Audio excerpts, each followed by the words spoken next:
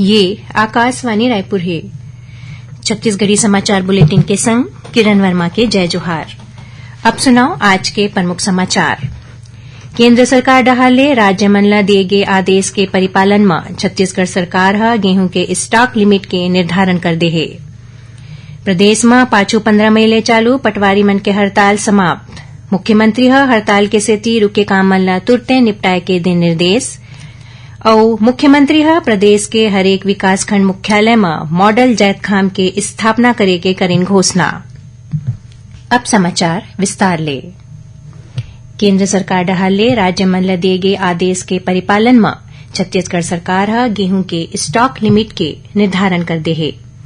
खाद्य नागरिक आपूर्ति और उपभोक्ता संरक्षण विभाग को तिले ए आशय के पत्र प्रदेश के जम्मू कलेक्टर मन ल जारी कर दे गए है।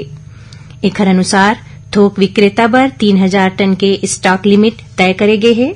ऐसने रिटेलर बर 10 टन और ओखर जम्मू डिपो में 3000 टन स्टॉक लिमिट के निर्धारण करे गए है।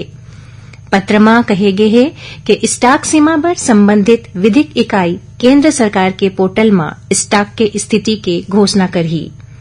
संबंधित व्यापारिक संस्थान मन ल हरेक शुक्रवार के स्टॉक के जानकारी देहे बर कहे गए है।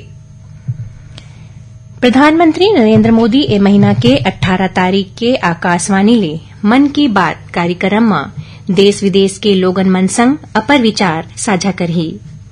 श्री मोदी ए कार्यक्रम बर देशवासी मन ले सुझाव मांगिन है। एक ट्वीट में ओमन कहिन कि देशवासी मन के सुझाव हमेशा अच्छा रही थे।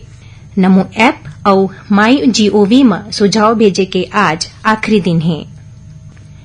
प्रदेश में उप निर्वाचन के तहत नगरीय निकाय मन में खाली 8 वार्ड पार्षद पद पर अवैया 27 जून के मतदान होही। मतदान के समय मतदाता पहचान पत्र के रूप में मतदाता परिचय पत्र, बैंक या डाकघर के फोटोयुक्त पासबुक, पासपोर्ट, पैन कार्ड, आधार कार्ड, फोटोयुक्त राशन कार्ड, फोटोयुक्त पेंशन दस्तावेज, मनरेगा जॉब कार्ड, फोटोयुक्त स्वास्थ्य बीमा योजना कार्ड और ड्राइविंग लाइसेंस समेत 18 प्रकार के दस्तावेज के उपयोग कर सकत है। इमाले कोनो एक दस्तावेज ला मतदान केंद्र के पीठासीन अधिकारी के आगू प्रस्तुत करके अपन मताधिकार के प्रयोग कर सकत है। उन्हें त्रिस्तरीय पंचायत चुनाव मन के जिला पंचायत, जनपद पंचायत सदस्य, सरपंच और पंच के 198 सीट में उप निर्वाचन बर घलो अवैया 27 जून के मतदान होही। इला देखत संबंधित निर्वाचन क्षेत्र में मतदान समाप्ति के 48 घंटा पहली ले लेके 27 जून के मतगणना समाप्ति तक शुष्क दिवस घोषित करे गए है। एकरे संग राज्य शासन ह 27 जून के संबंधित निर्वाचन क्षेत्र बर सामान्य अवकाश के घोषणा घलो करे है। प्रदेश में पाछू 15 मई ले चालू पटवारी मन के हड़ताल समाप्त हो गए। जनहित में काम प्रभावित होए के हवाला देवत पटवारी मन अपन हड़ताल काली लौटा लेन। हड़ताल सिराए के बाद पटवारी संघ के पदाधिकारी मन मुख्यमंत्री भूपेश बघेल ले ओखर निवास कार्यालय में मुलाकात करीन। इही बीच मुख्यमंत्री ह पटवारी मन ल ओमन के हड़ताल के सेती रुके काम मन ल तुरते निपटाए के निर्देश दे है। मुख्यमंत्री ह कहिन कि छात्र और युवा वर्ग के काम ल तत्परता ले करे जाए। एकरे संग मुख्यमंत्री ह मुख्य सचिव ल घलो पटवारी मन के हड़ताल के सेती बाधित काम मन ल जल्दी पूरा करे के निर्देश देन। नई दिल्ली में काली जनजातीय कार्य मंत्रालय डहाले विशेष रूप ले कमजोर जनजातीय समुदाय के लोगन मन बर सम्मेलन के आयोजन करे गिस। सम्मेलन में छत्तीसगढ़ के आने आने जिला में रहैया 5 विशेष बिछड़ी जनजाति बैगा, पहाड़ी कोरवा, बिरहोर, कमार और अबूझमाड़िया के 80 सदस्यीय प्रतिनिधि मंडल घलो शामिल होइस। ए दौरान प्रतिनिधि मंडल ह राष्ट्रपति द्रौपदी मुर्मू ले राष्ट्रपति भवन में भेंट मुलाकात करेन।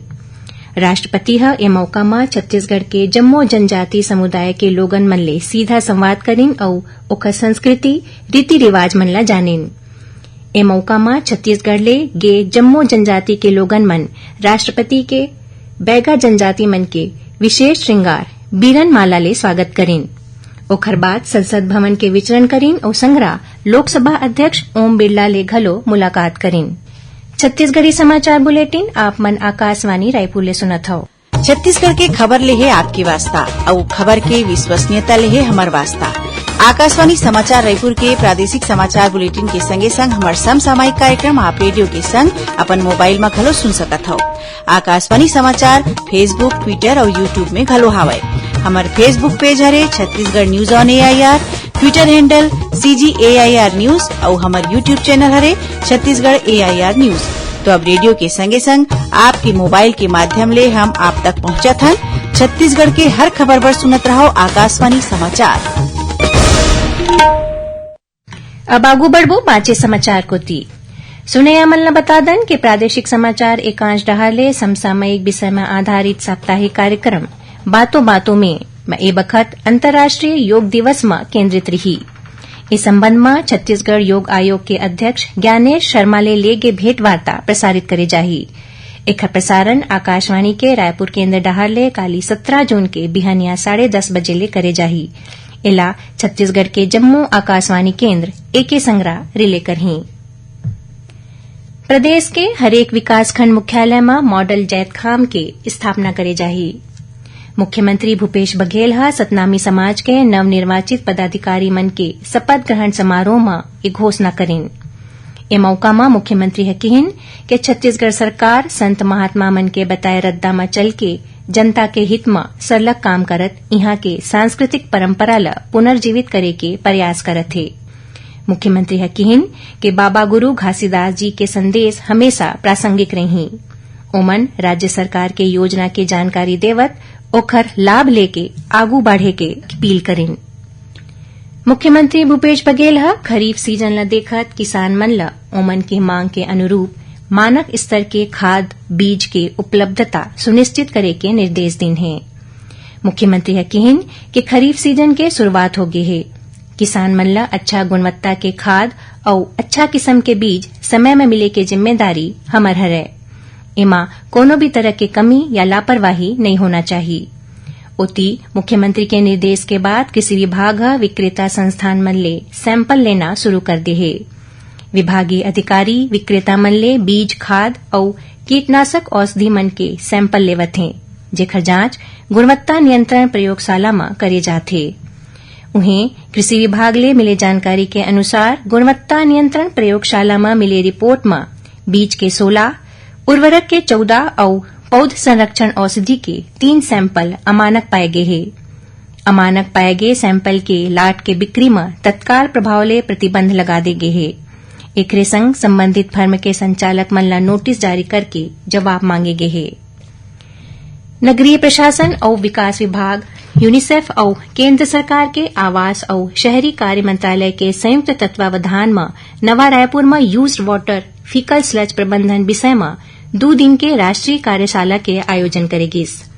नगरीय प्रशासन मंत्री डॉ शिव कुमार डहरिया एक कार्यशाला के शुभारंभ करें।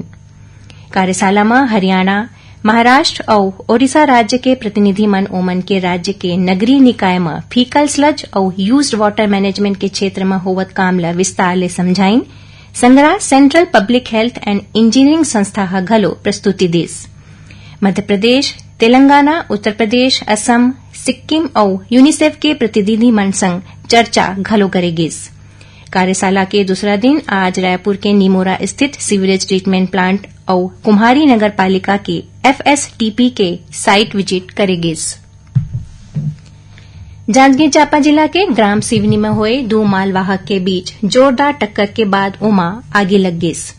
इस दुर्घटना में एक वाहन के चालक और परिचालक के जिंदा जलेले मौत हो गए। उन्हें दूसर वाहन के चालक और परिचालक मन कूद के अपन जान बचाइन। सूचना में पहुंचे फायर ब्रिगेड के 2 गाड़ी के मदद ले आगी ऊपर काबू पाई गईस। ए दौरान लगभग 2 घंटा अवई जवई बाधित रहीस। आखिर में प्रमुख समाचार एक घाव फेर। केंद्र सरकार डाले राज्य मन ले दे गए आदेश के परिपालन में छत्तीसगढ़ सरकार हा गेहूं के स्टॉक लिमिट के निर्धारण कर दे है। प्रदेश में पाछू 15 मई ले चालू पटवारी मन के हड़ताल समाप्त। मुख्यमंत्री है हड़ताल के सेती रुके काम मन ला तुरते निपटाए के दिन निर्देश और मुख्यमंत्री है प्रदेश के हरेक विकासखंड मुख्यालय में मॉडल जैतखाम की स्थापना करें घोषणा। एकरे संग छत्तीसगढ़ी समाचार बुलेटिन इहे सिरावत है। जय जोहार।